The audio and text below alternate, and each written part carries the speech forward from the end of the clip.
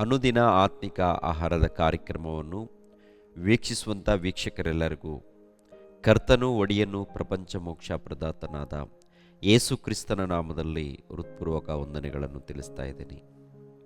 ಸಮಾಧಾನವು, ಸಂತೋಷವು, ನೆಮ್ಮದಿಯು, ಆರೋಗ್ಯವು ತಂದೆಯಾದ ದೇವರು ನಮ್ಮೆಲ್ಲರಿಗೆ ಅನುಗ್ರಹಿಸಲಿ ಎಂದು ದೇವರ ಸನ್ನಿಧಾನದಲ್ಲಿ ಯೇಸು ಕ್ರಿಸ್ತನ ನಾಮದಲ್ಲಿ ದೇವರನ್ನು ಪ್ರಾರ್ಥಿಸುತ್ತೇನೆ. ದೇವರ ನಾಮಕ್ಕೆ ಸ್ತೋತ್ರವಾಗಲಿ. ಈ ದಿನ ಮತ್ತೊಂದು ಅಂಶವನ್ನು ನಿಮ್ಮೊಟ್ಟಿಗೆ ಮಾತನಾಡೋದಕ್ಕೆ ಸಿದ್ಧನಾಗಿದ್ದೇನೆ. ಭಕ್ತರಿಗೆ ಇಷ್ಟೊಂದು ಕಣ್ಣೀರ ಎಂಬ ಅಂಶವನ್ನು ನಿಮ್ಮೊಟ್ಟಿಗೆ ಮಾತಾಡ್ತಾ ಇದ್ದೀನಿ.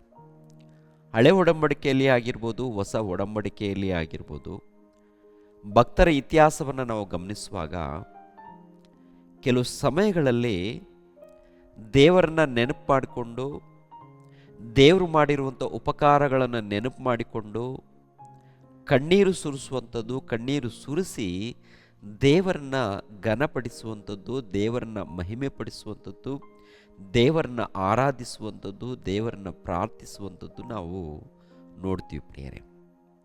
ಅದರಲ್ಲಿ ದಾವೀದ ಮಹಾರಾಜನು ಪ್ರಾರ್ಥನೆ ಮಾಡ್ತಾರೆ. ಕೀರ್ತನೆ ಗ್ರಂಥ 6ನೇ ಅಧ್ಯಾಯ 6ನೇ ವಚನ 7ನೇ ವಚನವನ್ನು ನೋಡೋಣ. ಕೀರ್ತನೆ ಗ್ರಂಥ 6ನೇ ಅಧ್ಯಾಯ 6ನೇ ವಚನ 7ನೇ ವಚನ. ನಾನು ನರನರಳಿ ದಣದಿದ್ದೇನೆ, ಪ್ರತಿ ರಾತ್ರಿಯೂ ನನ್ನ ಕಣ್ಣೀರಿನಿಂದ ಮಂಚವು ತೇಲಾಡುತ್ತದೆ, ಹಾಸಿಗೆಯು ಕಣ್ಣೀರಿನಿಂದ ನೆನೆದು ಹೋಗುತ್ತದೆ, ದುಃಖದಿಂದ ನನ್ನ ಕಣ್ಣು ಡೋಗರವಾಯಿತು, ವಿರೋಧಿಗಳ ಬಾಧೆಯ ದೆಸೆಯಿಂದಲೇ ಮೊಬ್ಬಾಯಿತು ಅಂತಾರೆ.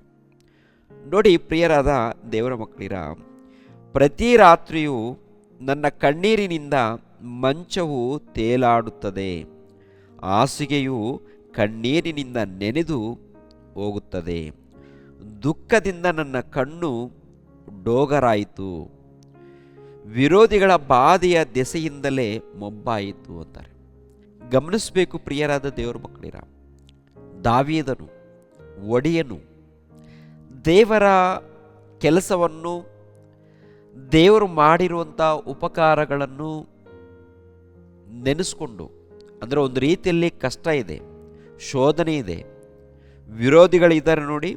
ಅಂದರೆ ದಾವೀದನಿಗೆ ವಿರೋಧಿಗಳಿದ್ದಾಗ ಅವರು ಮಾಡುವಂಥ ಅಪಹಾಸ್ಯವನ್ನು, ಇಲ್ಲಾಂದರೆ ಒಂದು ರೀತಿಯಲ್ಲಿ ಕುತಂತ್ರವನ್ನು ನೋಡಿ ದೇವರ ಸನ್ನಿಧಾನದಲ್ಲಿ ಪ್ರಾರ್ಥನೆ ಮಾಡ್ತಾ ಇದ್ದಾನೆ.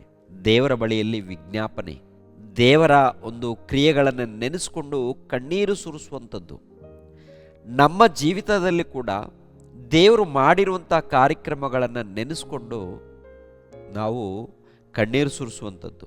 ಕೆಲವು ಸಮಯಗಳಲ್ಲಿ ದೇವರು ಇಷ್ಟೊಂದು ನಮ್ಮನ್ನು ಪ್ರೀತಿಸ್ತಾನ, ದೇವರು ನಮ್ಮನ್ನು ಇಷ್ಟೊಂದು ನಡೆಸ್ತಾನ, ನಾವು ಈ ಲೋಕದಲ್ಲಿ ಯಾವ ಯೋಗ್ಯತೆ ಇಲ್ಲದವರು, ಯಾವ ಕೆಲಸಕ್ಕೆ ಬಾರದವರು, ಪಾಪಾತ್ಮರು, ನಮ್ಮ ಜೀವಿತ ಸರಿಯಿಲ್ಲ, ನಮ್ಮ ಬದುಕು ಸರಿಯಿಲ್ಲ, ನಮ್ಮ ಮಾತುಗಳು ಸರಿಯಿಲ್ಲ, ನಮ್ಮಂಥವ್ರನ್ನ ದೇವರು ಕನಿಕರಿಸಿದ್ದಾನ, ನಮ್ಮಂಥವ್ರನ್ನ ದೇವರು ಕಾಪಾಡಿದ್ದಾನ, ಯಾವ ಯೋಗ್ಯತೆ ಇಲ್ಲದವರನ್ನು ನಮ್ಮನ್ನು ದೇವರು ನಡೆಸಿದ್ದಾನ, ನಿಲ್ಲಿಸಿದ್ದಾನಂತೇಳಿ ಪ್ರಾರ್ಥನೆ ಮಾಡುವಾಗ, ಇಲ್ಲ ಧ್ಯಾನಿಸುವಾಗ, ಹಾಡನ್ನು ಹಾಡುವಾಗ ಏನ್ರಿ ಕಣ್ಣೀರು, ದುಃಖ, ದೇವರು ಮಾಡುವಂಥ ಪ್ರತಿ ಉಪಕಾರಗಳನ್ನು ನೆನೆಸ್ಕೊಂಡು ಕಣ್ಣೀರು ಬರುವಂಥದ್ದು. ದಾವೀದನು ಕಣ್ಣೀರು ಸುರಿಸ್ತಾ ಇದ್ದಾನೆ. ಆತನು ಸುರಿಸಿದ ಕಣ್ಣೀರಿನಿಂದ ಏನ್ರಿ ಹಾಸಿಗೆಯು ನೆನೆದೋಗ್ತಾ ಇದೆ ಅಂತೆ. ಅಂದರೆ ಹಾಸಿಗೆ ಎಲ್ಲ ಏನಾಗ್ತಾ ಇದೆ, ಕಣ್ಣೀರಿನಿಂದ ನೆನೆದೋಗುವಂಥದ್ದು, ತೊಯ್ದೋಗುವಂಥದ್ದು. ಅಷ್ಟೊಂದು ಕಣ್ಣೀರು ಸುರಿಸಿದ್ದಾನ. ಪ್ರಿಯರಾದ ದೇವರ ಮಕ್ಕಳಿರ, ದೇವರನ್ನು ಬಹಳ ಪ್ರೀತಿಸಿದಾಗ, ದೇವರನ್ನ ಅರ್ಥ ಮಾಡಿಕೊಂಡು, ದೇವರ ತ್ಯಾಗವನ್ನು, ಪ್ರೀತಿಯನ್ನು, ಮಮತೆಯನ್ನು, ಆತನ ಗುಣಗಳನ್ನು ಅರ್ಥ ಮಾಡಿಕೊಂಡು, ಆತನು ಮಾಡಿರುವಂಥ ಪ್ರತಿ ಉಪಕಾರಗಳನ್ನು, ಪ್ರತಿ ಸಹಾಯವನ್ನು, ಪ್ರತಿ ಒಳ್ಳೆಯದನ್ನು ನೆನೆಸ್ಕೊಂಡಾಗ ಬರುತ್ತದೆ ದುಃಖ, ಕಣ್ಣೀರು ಬರುತ್ತೆ ಪ್ರಿಯರೇ. ಅದು ನಮ್ಮ ಜೀವನದಲ್ಲಿ ಅನುಭವಿಸ್ತಾ ಇರ್ತೀವಿ. ಪ್ರತಿ ಭಕ್ತರು ಅನುಭವಿಸ್ತಾರೆ, ಪ್ರತಿ ಭಕ್ತರು ಕಣ್ಣೀರು ಸುರಿಸ್ತಾರೆ. ಹೌದು, ಕಣ್ಣೀರು ಸುರಿಸ್ಬೇಕು, ಅದು ಯಥಾರ್ಥವಾಗಿ ಬರಬೇಕು. ಯಾರೋ ಹೇಳಿದ್ದಾರಂತೇಳಿ ಬರೋದಲ್ಲ. ನಾವು ದೇವರನ್ನ ನೆನೆಸ್ಕೊಂಡಾಗ, ದೇವರನ್ನ ಅರ್ಥ ಮಾಡಿಕೊಂಡಾಗ, ದೇವರು ನಮಗೋಸ್ಕರ ಮಾಡಿರುವಂಥ ಉಪಕಾರಗಳನ್ನು ನೆನೆಸ್ಕೊಂಡಾಗ ಆ ಸಮಯದಲ್ಲಿ ತನ್ನಷ್ಟಿಗೆ ಅದು ಕಣ್ಣೀರು ಬರುತ್ತೆ ನೋಡಿ. ಅದು ಅದ್ಭುತವಾದಂಥ ಅನುಭವ, ಶ್ರೇಷ್ಠವಾದಂಥ ಅನುಭವ. ಅಂಥ ಅನುಭವವನ್ನು ನಾವು ಪಡಿಬೇಕು ಪ್ರಿಯರೇ. ಪ್ರತಿಯೊಬ್ಬರು ಕೂಡ ಈ ಲೋಕದಲ್ಲಿ ಕಷ್ಟ ಬಂದಾಗ ಅಳುವಂಥದ್ದು ಬೇರೆ, ದುಃಖ ಬಂದಾಗ ಅಳುವಂಥದ್ದು ಅದು ಬೇರೆ, ಯಾವುದೋ ಒಂದು ರೀತಿಯಲ್ಲಿ ಬಾಧೆ ಬಂದಾಗ ಅಳುವಂಥದ್ದು ಬೇರೆ. ಆದರೆ ದೇವರು ನಮ್ಮ ಜೊತೆಯಲ್ಲಿ ಇದ್ದಾಗ, ನಮ್ಮ ಜೊತೆಯಲ್ಲಿದ್ದು ನಡೆಸುವಾಗ, ನಮ್ಮನ್ನು ಬಲಪಡಿಸುವಾಗ, ನಮ್ಮನ್ನು ಒಂದು ರೀತಿಯಲ್ಲಿ ಅದ್ಭುತ ರೀತಿಯಲ್ಲಿ ನಡೆಸುವಾಗ ಏನ್ರಿ ಅದನ್ನು ನೆನಪು ಮಾಡಿಕೊಂಡು ಧ್ಯಾನಿಸ್ತೀವಲ್ಲ, ಪ್ರಾರ್ಥನೆ ಮಾಡುವಾಗ ದುಃಖಿಸ್ತೀವಿ ನೋಡಿ, ಹೃದಯದಲ್ಲಿ ದುಃಖ ಆಗುತ್ತೆ, ಕಣ್ಣೀರು ಸುರಿತಾ ಇರುತ್ತೆ ನೋಡಿ. ಅದು ಅದ್ಭುತವಾದಂಥ ಅನುಭವ ಪ್ರಿಯರೇ. ಅಂಥ ಅನುಭವವನ್ನು ಭಕ್ತರು ಅನುಭವಿಸಿದ್ದಾರೆ. ಅನೇಕರು ಭಕ್ತರು ಪ್ರಾರ್ಥನೆ ಮಾಡುವಾಗ, ಅನ್ನಳು ಕೂಡ ದೇವರ ಸನ್ನಿಧಾನದಲ್ಲಿ ಪ್ರಾರ್ಥನೆ ಮಾಡ್ತಾ ಇದ್ದಾಳೆ. ಅಪ್ಪ, ನೀವೇ ಸರ್ವಶಕ್ತರು ಅಂಥೇಳಿ ನನಗೊಂದು ಮಗು ಕೊಡಿಪ್ಪ, ನನಗೊಂದು ಮಗು ಬೇಕು. ಯಾಕಂದರೆ ಈ ಸಮಾಜದಲ್ಲಿ ಒಂದು ರೀತಿಯಲ್ಲಿ ನನಗೆ ಅವಮಾನ ಇದೆ, ನಿಂದನೆಗಳು ಇದೆ, ಬಾಧೆ ಇದೆ. ಒಂದು ವೇಳೆ ಮಗುವನ್ನು ಕೊಟ್ಟರೆ ತಂದೆ, ನಾನು ಆ ಮಗುವನ್ನು ನಿಮಗೆ ಸಮರ್ಪಣೆ ಮಾಡ್ತೀನಿ. ಸಮುವೇಲನ ತಾಯಿಯಾದ ಅನ್ನಳು ಇದ್ದಾಳೆ ನೋಡಿ, ಪ್ರವಾದಿಯಾದ ಸಮುವೇಲನ ತಾಯಿಯಾಗಿರುವಂಥ ಅನ್ನಳು ದೇವರನ್ನ ಪ್ರಾರ್ಥನೆ ಮಾಡುವಾಗ ಕಣ್ಣೀರು ಸುರಿಸ್ತಾಳೆ. ಕಣ್ಣೀರು ಅದು ಯಥಾರ್ಥವಾದಂಥ ಕಣ್ಣೀರು ನೋಡಿ. ಆ ಮಾತನ್ನು ನಾವು ನೋಡೋಣ.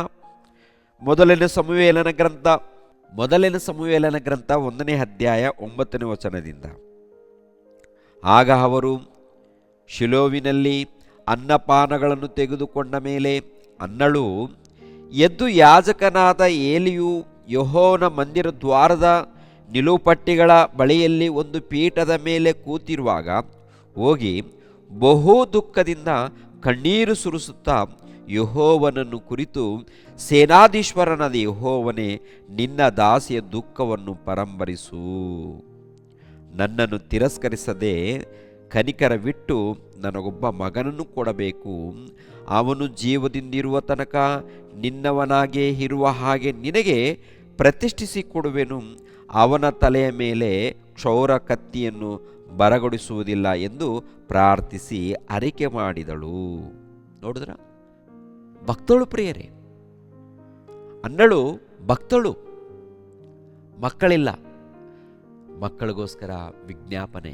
ಅಪ್ಪ, ಒಬ್ಬ ಮಗನನ್ನು ಕೊಡು ಸಾಕು. ಆ ಮಗನನ್ನು ನನಗೋಸ್ಕರ ಅಲ್ಲ, ನಾನು ನಿನಗೋಸ್ಕರನೇ ಬೆಳೆಸ್ತೀನಿ, ನಿನ್ನ ಸೇವೆ ನಿಮಿತ್ತವಾಗಿ ಬಿಡ್ತೀನಿ ಅಂತೇಳಿ. ಎಷ್ಟು ದೊಡ್ಡ ಮನಸ್ಸು ಪ್ರಿಯರೇ. ಯಾವ ರೀತಿ ಹೇಳಿದ್ದಾಳೋ ಅದೇ ಪ್ರಕಾರ ದೇವರ ಸನ್ನಿಧಾನದಲ್ಲಿ ದೇವರ ಸೇವೆ ನಿಮಿತ್ತವಾಗಿ ಬೆಳೆಸ್ತಾಳೆ. ಪ್ರಿಯರಾದ ದೇವರ ಮಕ್ಕಳಿರ, ಆಲೋಚನೆ ಮಾಡಿ. ಈ ದಿನಗಳಲ್ಲಿ ದೇವರ ಸೇವೆ ನಿಮಿತ್ತವಾಗಿ ಬೆಳೆಸುತ್ತೇವೆ ಅಂತೇಳಿ ಮಾತು ಕೊಟ್ಟು, ಆಮೇಲೆ ದೇವರ ಮೂಲಕ ಮಕ್ಕಳನ್ನು ಪಡೆದು, ಆ ಮಕ್ಕಳನ್ನು ಲೋಕದ ರೀತಿಯಲ್ಲಿ ಬೆಳೆಸಿ ಕೊನೆಯದಾಗಿ ಬೆಂಕಿಯ ಕೊಂಡಕ್ಕೆ ನಡೆಸ್ತಾ ಇದ್ದಾರೆ. ಹೌದಂತೀರಾ ಅಲ್ವಂತೀರಾ? ಒಂದ್ಸರಿ ಆಲೋಚನೆ ಮಾಡಿ. ಪ್ರಿಯರ ದೇವರ ಮಕ್ಕಳಿರ, ಯಥಾರ್ಥವಾದಂಥ ಭಕ್ತರು ದೇವರ ಸನ್ನಿಧಾನದಲ್ಲಿ ಕಣ್ಣೀರಿಂದ ಮೊರೆ ಇಡ್ತಾರೆ. ನಾವು ಯಾವತ್ತಾದರೂ ಯಥಾರ್ಥವಾಗಿ ಮೊರೆ ಇಟ್ಟಿದ್ದೀವ? ಅಥವಾ ಯಾರೋ ಅಳ್ತಾ ಇದ್ದಾರೆ ಅಂತೇಳಿ ನಾವು ಅಳ್ತಾ ಇದ್ದೀವ? ಇನ್ನೊಬ್ಬರು ಯಾರೋ ಕಣ್ಣೀರು ಸುರಿಸಿ ಪ್ರಾರ್ಥನೆ ಮಾಡ್ತಾ ಇದ್ದಾರೆ, ಅದಕ್ಕೆ ಅವ್ರನ್ನ ನೋಡಿ ನಾನು ಹಾಗೆ ಕಣ್ಣೀರು ಸುರಿಸ್ತಾ ಇದ್ದೀನ? ಅಂಥದ್ದಲ್ಲ. ದೇವರ ಸನ್ನಿಧಾನದಲ್ಲಿ ಯಥಾರ್ಥವಾಗಿ ಕಣ್ಣೀರು ಬರಬೇಕು. ಯೇಸು ಕ್ರಿಸ್ತರು ಕೂಡ ಪ್ರಾರ್ಥನೆ ಮಾಡುವಾಗ ಕಣ್ಣೀರು ಸುರಿಸಿದ್ದಾರೆ, ಗೊತ್ತಾ ಪ್ರಿಯರೇ?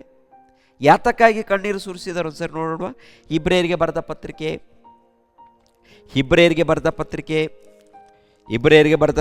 5ನೇ ಅಧ್ಯಾಯ 7ನೇ ವಚನ. ಕ್ರಿಸ್ತನು ತಾನು ಭೂಲೋಕದಲ್ಲಿದ್ದಾಗ ಮರಣಕ್ಕೆ ತಪ್ಪಿಸಿ ಕಾಪಾಡ ಶಕ್ತನಾಗಿರುವ ಆತನಿಗೆ ಬಲವಾಗಿ ಕೂಗುತ್ತಾ ಕಣ್ಣೀರನ್ನು ಸುರಿಸುತ್ತಾ ಪ್ರಾರ್ಥನೆ ವಿಜ್ಞಾಪನೆಗಳನ್ನು ಸಮರ್ಪಿಸಿ ದೇವರ ಮೇಲಣ ಭಯಭಕ್ತಿಯ ನಿಮಿತ್ತ ಕೇಳಲ್ಪಟ್ಟನು. ಹೀಗೆ ಆತನು ಮಗನಾಗಿದ್ದರೂ ಅನುಭವಿಸಿದ ಬಾಧೆಗಳಿಂದಲೇ ವಿಧೇಯತೆಯನ್ನು ಕಲಿತುಕೊಂಡನು. ನೋಡ್ರಿ ಮೇಲ್ಗಡೆ ಮಾತು, ಬಲವಾಗಿ ಕೂಗುತ್ತಾ ಕಣ್ಣೀರನ್ನು ಸುರಿಸುತ್ತಾ ಪ್ರಾರ್ಥನೆ ವಿಜ್ಞಾಪನೆಗಳನ್ನು ಸಮರ್ಪಿಸಿ. ದೈವಕುಮಾರನಾದಂಥ ಆತನೇ ಪ್ರಾರ್ಥನೆ ಮಾಡಿದ್ದಾರೆ, ಕಣ್ಣೀರು ಸುರಿಸಿದ್ದಾರೆ, ವಿಜ್ಞಾಪನೆಗಳನ್ನು ಮಾಡಿದ್ದಾರೆ. ಯಾತಕ್ಕಾಗಿ ಪ್ರಿಯರೇ? ಈ ಲೋಕದಲ್ಲಿ ಇದ್ದಂಥ ಸರ್ವ ಮಾನವರನ್ನು ಕಾಪಾಡುವುದಕ್ಕಾಗಿ. ಈ ಲೋಕಕ್ಕೆ ಬಂದಿರುವಂಥ ಮುಖ್ಯ ಉದ್ದೇಶ ಸರ್ವ ಮಾನವರನ್ನು ಕಾಪಾಡಲು, ನಿತ್ಯ ಜೀವಕ್ಕೆ ಸೇರಿಸಲು, ರಕ್ಷಣೆ ಮಾರ್ಗವನ್ನು ಕಲ್ಪಿಸಿಕೊಡಲು. ಪರಲೋಕದಿಂದ ಈ ಲೋಕಕ್ಕೆ ಬರ್ತಾರೆ, ಸುವಾರ್ತೆ ಮಾಡ್ತಾರೆ, ಶಿಲುಬೆ ಮರಣವನ್ನು ಹೊಂದುತ್ತಾರೆ, ಸಮಾಧಿ ಮಾಡಲ್ಪಟ್ಟು 3ನೇ ದಿನದಲ್ಲಿ ಎದ್ದು ಪುನರುತ್ಥಾನವನ್ನು ಹೊಂದಿ ಮತ್ತೆ ಎಲ್ಲರಿಗೆ ಕಾಣಿಸಿಕೊಂಡು ಪರಲೋಕಕ್ಕೆ ಹೋಗ್ತಾರೆ. ಅವರ ಜೀವಿತ ನೋಡುವಾಗ ಅದ್ಭುತ. ಯಾವ ಪಾಪ ಮಾಡಿಲ್ಲ, ಯಾವ ಅಪರಾಧ ಮಾಡಿಲ್ಲ, ಯಾವ ತಪ್ಪನ್ನು ಮಾಡಿಲ್ಲ. ಆತ ಶ್ರೇಷ್ಠವಾಗಿ ಉನ್ನತವಾಗಿ ಜೀವಿಸಿದ್ದಾರೆ. ನೀವು ಏನು ಮಾಡ್ತಾ ಇದ್ದೀವಿ? ನಿಜವಾಗ್ಲೂ ಪ್ರಾರ್ಥನೆ ಮಾಡ್ತಾ ಇದ್ದೀವಾ? ಆ ಪ್ರಾರ್ಥನೆಯಲ್ಲಿ ಕಣ್ಣೀರು ಬರ್ತಾ ಇದೆಯಾ? ದೇವರನ್ನ ನೆನಪು ಮಾಡ್ಕೊಳ್ತಾ ಇದ್ದೀವಾ? ಅಥವಾ ನಟನೆ ಕಣ್ಣೀರೇನಾದರೂ ಬರ್ತಾ ಇದೆಯಾ? ಪ್ರಿಯರೇ ಗಮನಿಸ್ರಿ, ಏನಾದರೂ ನಾವು ನೆರವೇರಿಸ್ಕೊಳ್ಬೇಕು, ಏನಾದರೂ ನಾವು ಸಾಧಿಸಬೇಕು, ದೇವರ ಸೇವೆ ಅಭಿವೃದ್ಧಿ ಮಾಡಬೇಕು, ಇಲ್ಲ ದೇವರ ಸೇವೆ ಡೆವಲಪ್ ಮಾಡಬೇಕು, ಇಲ್ಲಾಂದರೆ ಇನ್ನೊಬ್ಬರನ್ನ ರಕ್ಷಣೆ ಮಾರ್ಗದಲ್ಲಿ ನಡೆಸಬೇಕು ಅಂದಾಗ ಏನ್ರಿ ಯಥಾರ್ಥವಾಗಿ ಕಣ್ಣೀರಿಂದ ಮೊರೆ ಇಡಬೇಕು, ಪ್ರಾರ್ಥಿಸಬೇಕು. ಹೌದು ಪ್ರಿಯರೇ, ಅಂಥ ಒಳ್ಳೆ ಅನುಭವ ನಮ್ಮ ಜೀವನದಲ್ಲಿ ಆಗಿದೆಯಾ? ಒಂದ್ಸಾರಿ ನಿಮ್ಮನ್ನು ನೀವು ಪರಿಶೋಧನೆ ಮಾಡಿ ಪ್ರಿಯರೇ. ದೇವರು ನಿಮ್ಮನ್ನು ನನ್ನನ್ನು ಆಶೀರ್ವದಿಸಲಿ. ಎಲ್ಲರೂ ತಲೆ ಬಗ್ಗಿಸಿ ಪ್ರಾರ್ಥನೆ ಮಾಡಿಕೊಳ್ಳೋಣ. ಸರ್ವವನ್ನು ಸರ್ವಲೋಕವನ್ನು ಉಂಟು ಮಾಡಿರುವಂಥ ಸರ್ವೇಶ್ವರನಾದ ಮಹೋನ್ನತನಾದ ನಮ್ಮ ತಂದೆಯೇ, ನಿಮಗೆ ಸ್ತೋತ್ರಗಳು ತಂದೆ. ಯಾವಾಗಲೂ ನಿಮ್ಮ ಧ್ಯಾನದಲ್ಲಿ ಭಕ್ತಿಯಲ್ಲಿ ಜೀವಿಸುವಂತೆ ನಮ್ಮನ್ನು ಬಲಪಡಿಸಿ, ಕನಿಕರಿಸಿ, ಕಾಪಾಡಿ ತಂದೆ.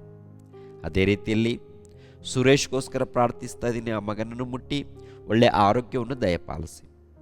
ಅದೇ ರೀತಿಯಲ್ಲಿ ತಂದೆ, ನಿಮ್ಮ ಮಗಳಾಗಿರುವಂಥ ಲಕ್ಷ್ಮೀರವ್ರಿಗೋಸ್ಕರ ಆಕೆಗೆ ಕೊಟ್ಟಿರುವಂಥ ಮಗನಿಗೋಸ್ಕರ ಪ್ರಾರ್ಥಿಸ್ತಾ ಇದ್ದೀನಿ. ಆ ಮಗುವನ್ನು ಮುಟ್ಟಿ ಒಳ್ಳೆಯ ಆರೋಗ್ಯವನ್ನು ದಯಪಾಲಿಸಿ. ಅದೇ ರೀತಿಯಲ್ಲಿ ಮಂಗಳೂರು ಸಭೆಯಲ್ಲಿದ್ದಂಥ ಜೊರಂ ಪಿಂಡೋಗೋಸ್ಕರ ಪ್ರಾರ್ಥಿಸ್ತಾ ಇದ್ದೀನಿ. ತಂದೆ, ಆ ಮಗನು ಅನಾರೋಗ್ಯದಲ್ಲಿದ್ದಾನೆ. ಆ ಮಗನನ್ನು ಮುಟ್ಟಿ ಕನಿಕರಿಸಿ, ಕೃಪೆ ತೋರಿಸಿ, ಆಶೀರ್ವದಿಸಿ, ಕಾಪಾಡಿ. ಅದೇ ರೀತಿಯಲ್ಲಿ ಹೊಸಪೇಟೆಯಲ್ಲಿ ಇದ್ದಂಥ ನಿಮ್ಮ ಮಗನು ನವೀನ್ಗೋಸ್ಕರನು ಪ್ರಾರ್ಥಿಸ್ತಾ ಇದ್ದೀನಿ. ಆ ಮಗನನ್ನು ಕೂಡ ಮುಟ್ಟಿ ಕನಿಕರಿಸಿ. ಅದೇ ರೀತಿಯಲ್ಲಿ ತಂದೆ, ಕೆರೆಕೆರೆ ಗ್ರಾಮದಲ್ಲಿದ್ದಂಥ ನಿಮ್ಮ ಮಗಳಾಗಿರುವಂಥ ಲಕ್ಷ್ಮಿಗೋಸ್ಕರನು ಪ್ರಾರ್ಥಿಸ್ತಾ ಇದ್ದೀನಿ. ಆ ಮಗಳನ್ನು ಕೂಡ ಮುಟ್ಟಿ ತಂದೆ ಒಳ್ಳೆಯ ಆರೋಗ್ಯವನ್ನು ದಯಪಾಲಿಸಿ. ಆ ಮಗಳಿಗೆ ಕೊಟ್ಟಂಥ ಮಕ್ಕಳನ್ನು ಕೂಡ ಆಶೀರ್ವದಿಸಿ. ಅದೇ ರೀತಿಯಲ್ಲಿ ಕರ್ನಾಟಕದಲ್ಲಿ ಎಲ್ಲೆಲ್ಲಿ ವಾಕ್ಯಗಳನ್ನು ಕಲಿತು ಭಯ ಭಕ್ತಿಯಿಂದ ಜೀವಿಸ್ತಾ ಇದ್ದಾರೋ ತಂದೆ, ಎಲ್ಲ ಮಕ್ಕಳನ್ನು ಕನಿಕರಿಸಿ, ಕಾಪಾಡಿ. ಯೇಸು ಪವಿತ್ರ ನಾಮದಲ್ಲಿ ಬೇಡ್ತಾ ಇದ್ದೀನಪ್ಪ ತಂದೆಯೇ, ಆಮೇನ್. ಎಲ್ಲರಿಗೂ ವಂದನೆಗಳು.